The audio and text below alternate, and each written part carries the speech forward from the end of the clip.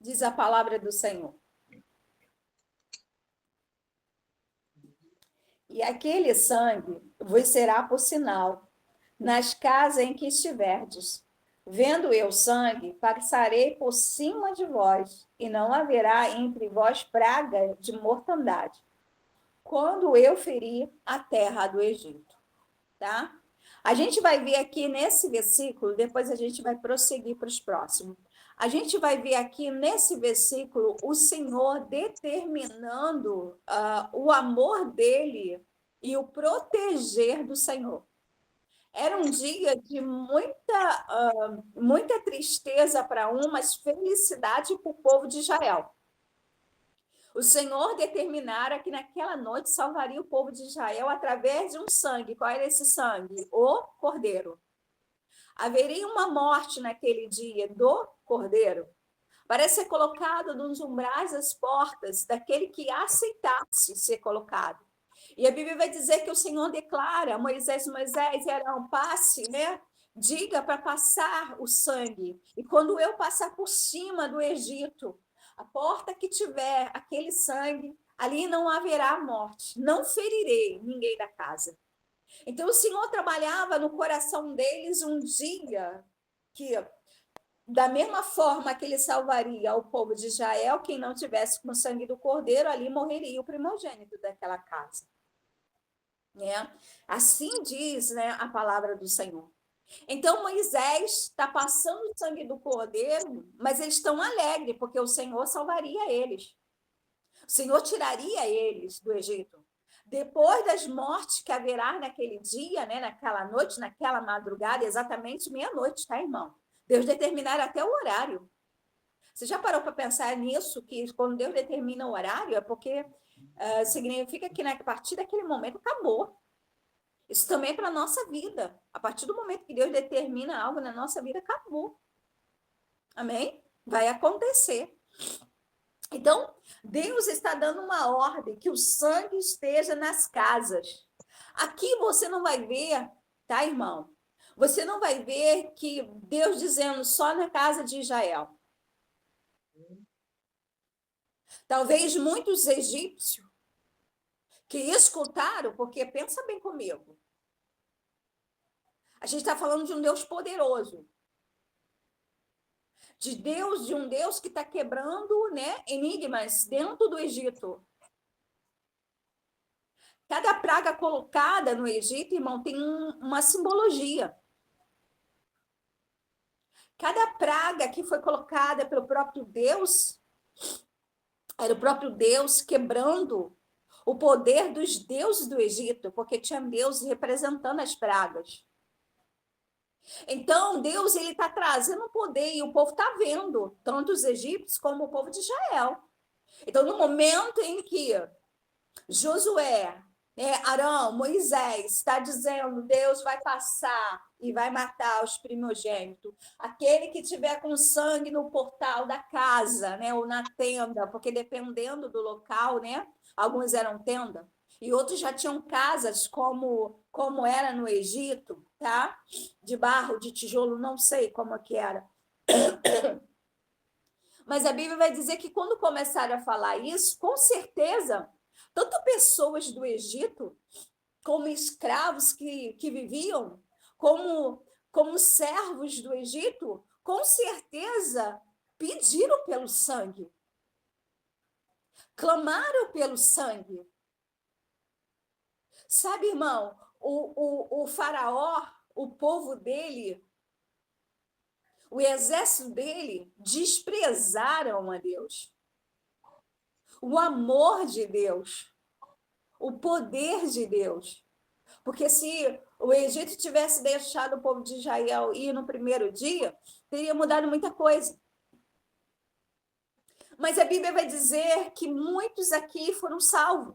E a gente vai ver o amor de Deus agora, porque o desejo de Deus é salvar. A simbologia dessa palavra, irmão, significa Cristo Jesus. O sangue do Cordeiro morto hoje por nós. Que não veio para salvar só os judeus. Ele veio para salvar todos aqueles que crescem, que quisesse ser salvo. que desejasse os céus, o reino de Deus. Então, essa palavra é para mim, para você, que está ouvindo ela, que deseja ser salvo. Não é uma palavra que é determinada para aqueles que têm uma roupa de santidade, ou vivem, né? Ou vive numa vida totalmente de fidelidade. O sangue do Cordeiro é para aqueles que querem ser salvos. Então, nesse dia, foi salvo, além do povo de Israel, foi salvo gente de dentro do Egito. Gente que não merecia o sangue, mas desejou o sangue. Gente que não clamou pelo sangue, mas o sangue foi oferecido para ele. Aleluia. Glória a Deus, porque Deus amou. A gente vê a representação de Cristo aqui nesse capítulo. Porque a dureza do coração de Faraó. E Faraó se levanta querendo ser maior que Deus, e Deus mostrando o poder dele. Só que agora a gente vai ver aqui, ó, aqui no versículo 37, que diz a palavra de Deus assim, ó.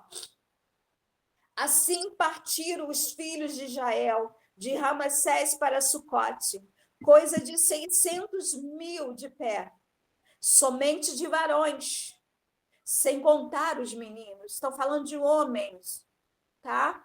Homens, sem contar as crianças, os meninos. E subiu também com eles uma mistura de gente. Presta atenção nessa palavra. Quando a Bíblia diz, e subiu também com eles uma mistura de gente, ovelhas, vacas, uma grande multidão de gado. Deus estava trazendo uma mistura. Você já parou para pensar que a tua vida é uma mistura? No lugar onde você trabalha, tem gente que serve a tantos deuses. E você servindo ao Senhor? Deus, às vezes, nos leva a nos misturar, irmão. Mas para quê? Não é para nos contaminar. Você não tem que ser contaminado pelas coisas dessa terra. Você tem que levar a Deus. Você tem que se colocar na mão do Senhor, mesmo andando com um povo em mistura. A Bíblia diz que naquele dia, pelo sangue colocado, e a prova que Deus é maior, porque naquele dia, o exército de Faraó foi envergonhado. Os primogênitos, e os primogênitos não eram as crianças, não, irmão. Porque muito pensa isso, os primogênitos pequenos, não.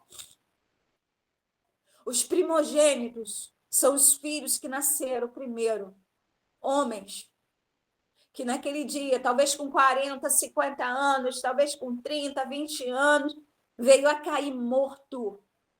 E o único filho, o filho de Faraó, também morreu naquela noite. O Egito estava em tristeza, dor. Passou-se o Senhor e aqueles homens, aqueles jovens foram caindo de morte, porque eu tenho a impressão que parou o coração daqueles homens. De repente, uma morte súbita parou o coração. Morreu-se. E o povo está olhando e está dizendo, nós queremos ir com vocês, porque o Deus de vocês é maior do que o Deus de Faraó. Foi-se uma mistura, Deus está salvando, irmão. Esse é o tempo, irmão, que Deus quer salvar. Eu tenho falado sobre isso, que Deus está trazendo ao meu coração cada vez mais. Jesus está voltando e Ele quer salvar. Ele está trazendo a palavra dele de salvação. Ele está dizendo, eu amo, eu quero salvar. Temos que povoar o céu, irmão. Porque cada vez mais o inferno está crescendo. Mas nós queremos povoar o céu. Deus está trazendo essa palavra de salvação para que nós possamos hoje fazer diferença. A Bíblia vai dizer aqui, irmão, não entendia por que a pessoa se desviou. E eu sempre tive esse questionamento, por que a pessoa abandonou a Jesus? E uma vez eu estava numa casa, eu tinha 13 anos, e essa moça falou assim, eu abandonei Cristo porque minha mãe morreu, porque ele foi mal. Mas a Bíblia diz que o Senhor não veio para ser juízo. Ele veio para ser restaurador, salvador. Jesus não veio para colocar a mão e dizer, tu é pecador, vai para lá, você. Não. Ele veio abrindo o braço e dizendo, vou morrer por vocês por amor. Eu vou dar a minha vida por vocês por amor. Então ele veio acrescentar aos céus gente que queria viver a Deus. Ele veio abraçar, ele não veio trazer por condenação, dedo na cara, não. Isso não é o papel da igreja, irmão. Eu, às vezes, escuto alguns pregadores, sabe? Quando eu começo a escutar alguns que põem muito dedo na cara, isso me incomoda, porque a gente não tem que botar o dedo na cara. A gente está para salvar, sabe? Puxar das trevas para a luz, dizer, Jesus te ama, vem. Ah, mas eu estou cheio de falha, mas é assim mesmo, aqui ele te restaura, aqui ele te limpa. Abraçar aquele que está perdido.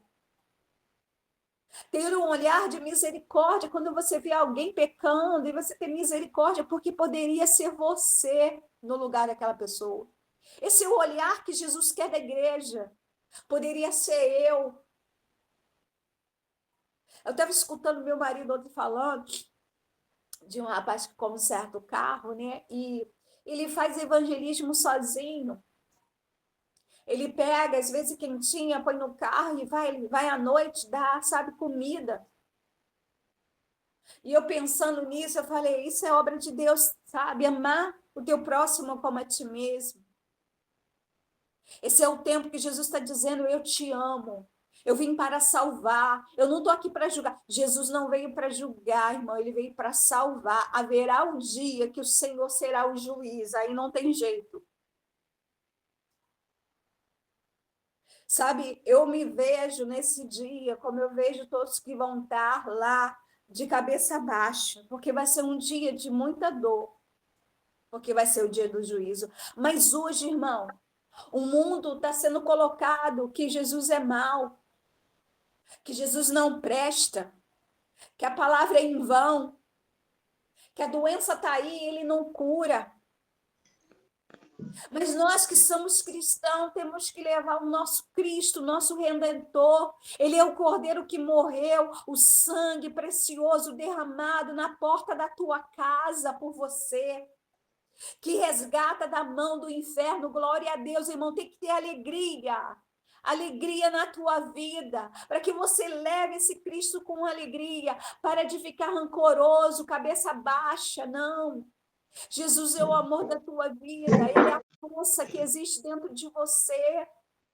Então, toma hoje, né, o poder desse sangue, o Cordeiro de Deus que foi morto na cruz do Calvário, por amor a você e a tua casa, não foi derramado em vão. Ele te amou primeiro, ele ama.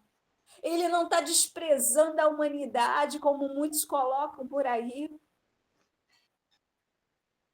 Tem pregação que quando você vai escutar, te deixa mais deprimido pelo caminho do pecado que você está andando. Mas a palavra de Deus fala que o sangue do Cordeiro foi colocado na porta para que não houvesse morte. Jesus, se Jesus quisesse matar, irmão, ele não morreria por nós. O sangue não seria derramado. Ele não ia te entregar o sangue dele. Ele poderia ter dito simplesmente assim, ó, mata todo mundo, Pai. São pecadores mesmo, não são merecedores nem de mim.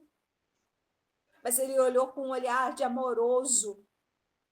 Aqui, por mais que a gente olhe nessa palavra, que há um momento de tristeza, onde haverá morte naquela terra, mas há uma alegria, porque um sangue foi derramado na porta por salvação.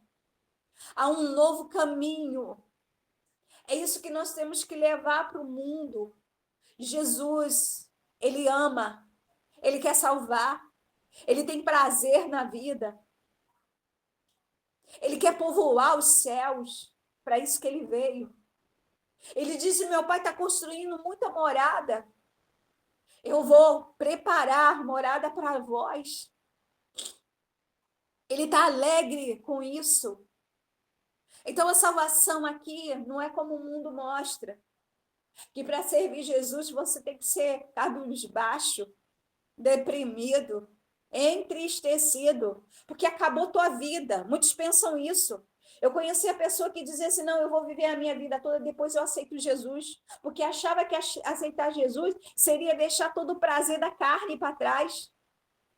Mas Jesus é um prazer muito maior do que a tua carne.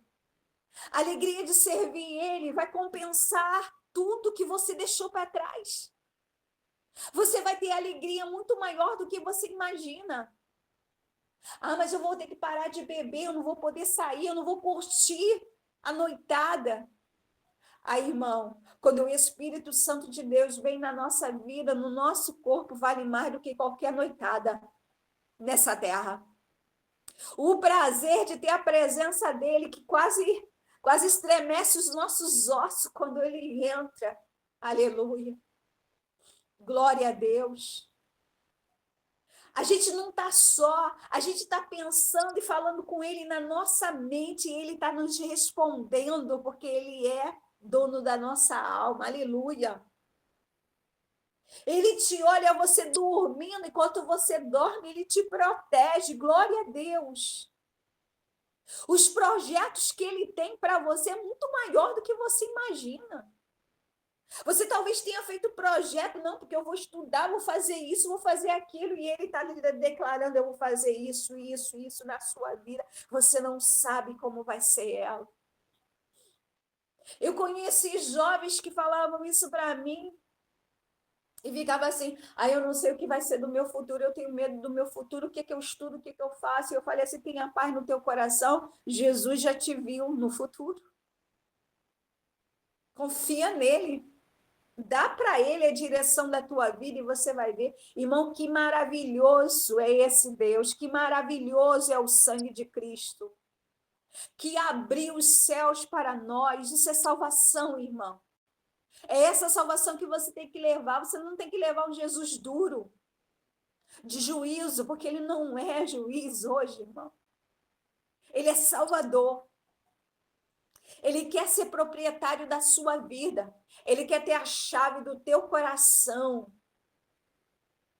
Ele quer olhar para você e ver nos teus olhos a alegria dele estar na tua vida. Tem muita gente com Jesus, né, dentro do coração, mas com tristeza por ele estar. Parece que houve uma barreira de bênção, porque ele chegou. Ele se constrange com isso, irmão. Tem alegria. Mostre que Jesus está na tua vida, no seu trabalho, na tua casa, para com o teu casamento, para com os teus filhos. Eu sei que existem momentos difíceis na nossa vida, e às vezes a gente vai chorar, a gente vai se entristecer, mas essa tristeza não pode demorar a vida toda, irmão. Ela não pode se estender a tua vida toda, onde teu marido te conheça da mesma forma, rabugenta. Se existe essa palavra, né? Rabugenta. Sabe? Entristecida, sempre com um sorriso de tristeza. Levanta a tua cabeça, olha para Cristo como ele é. Ele é teu salvador, ele é a alegria. Se a gente olhar para a samaritana, ela também fez isso. Ela olhou para a palavra e quando Jesus se apresentou para ela, irmão, aquela mulher mudou. Aquela mulher largou o cântaro de água. Ela não queria mais saber do poço de Jacó. Ela queria saber do poço de água viva chamado Jesus Cristo. Ela começou a chamar o povo, dizendo: ei, vem cá, olha, o Cristo que haveria de vir está aqui, vamos. Ela estava alegre. Ela não estava nem aí mais para o pecado dela, porque quando você chega mais perto de Deus, menos o pecado te abraça. Então você precisa desse sangue. O cordeiro morto aqui em Êxodo é o mesmo cordeiro, irmão. Agora vivificado por Cristo Jesus, que trouxe vida para nós. O povo está sendo misturado, mas eles não estão perdendo a essência de Deus. Então, você pode estar no seu trabalho, você pode falar, né, mulheres falarem com o homem, não ter o pecado de olhar para esse homem como alguém por malícia. Quando nós somos do Senhor, né, como um homem também falar com uma moça, falar com uma mulher sem malícia. Você pode estar no seu trabalho sendo misturado no meio de pessoas, né, que têm os deuses estranhos, mas o teu Deus é maior que todos eles, irmão. Creia nisso, confia nele. Muita gente com medo da feiticeira, medo da fulana, porque é de coisa pesada, medo de ciclano. Não, glorificado seja o nome do Senhor. O mesmo Deus que matou o cordeiro, que entregou o filho, é o mesmo Deus que fez com que os deuses do Egito caíssem por terra. O Senhor declarou a Faraó: eu vou destruir cada Deus que você tem. Era representação, tinha deuses que ele se submetia, né? Ao Deus Nilo. Aí você vai ver que Deus vai sangrar o rio Nilo. Aí você vai ver a representação dos sapos, das moscas, e tinha deuses que representavam isso. E Deus dizendo: eu sou maior, Faraó. Eu sou maior. Amém? Confia no Senhor. Esteja com essa palavra no teu coração. Amanhã, quando você for para o trabalho, vai alegre. Vai alegre. Vai sorrindo. É o melhor evangelismo que você faz. De declaração que Jesus mora dentro de você. Mas eu estou passando por um momento tão difícil, por isso mesmo, porque você confia em Deus. Maior é o sangue derramado por você do que tudo que você está passando nessa terra. Vai na fé. Porque a Bíblia diz que nós agradamos a Deus por fé. Vai para o trabalho diferente. Na tua casa seja diferente. Como é que te conhece dentro da tua casa? Enfurecida? Murmuradora? Chateada? Pois a partir de agora não. Porque você é do Senhor. Jesus não morreu na cruz te amaldiçoando. Jesus não morreu na cruz entristecido, sempre olhando para o céu. Ele levou a cruz. Os chicotes que havia nas costas dele estava todo teu e o meu pecado. E você não vai ver Jesus dizendo: chega, por que eu vou sofrer por causa desses pecadores? Não. Jesus levou todos os chicotes, carregou a cruz pesada, martelaram ele com os cravos sobre a mão e os pés dele. Nenhum grito, irmão. A única vez que você vai ver Jesus falar foi quando a presença do próprio Deus Pai sai de perto dele. Você vai ver que houve separação entre ele e o Pai naquele momento. E aí ele abre a boca para falar. Deus meu, por que me desamparaste? Não é porque ele passou aquilo tudo, não, irmão. É porque naquele momento o Deus Pai se separava dele. Por tudo que havia nele, por nossa causa. Nossa causa. Nós temos que lembrar, sim, do grande amor de Cristo Jesus. Não para servir ele por pressão. Não. Você não tem que servir a Deus por pressão, mas por alegria e gratidão. Você já conheceu alguém grato? Você já fez alguma coisa para alguém e essa pessoa foi grata a você? Pois essa pessoa que tenta te agradar, ela faz o melhor por você, ela procura saber qual gosto você tem para te presentear. Quando a pessoa é grata, seja grata a Jesus, seja grata a Ele. Você vai ver que a tua vida vai ser melhor. Gratidão. Então, quando você vai orar, você ora por gratidão. Você fala: obrigada, Senhor, por ter me salvado. Obrigada pelo teu amor. Obrigada por minha casa ser envolvida por ti. Gratidão. Amém? Gratidão. Jesus, ele deseja te salvar. Amém? Foi esse o título que eu coloquei dessa pregação. O Senhor deseja salvar. Amém? Vá diferente amanhã. Uma semana diferente comece na sua vida.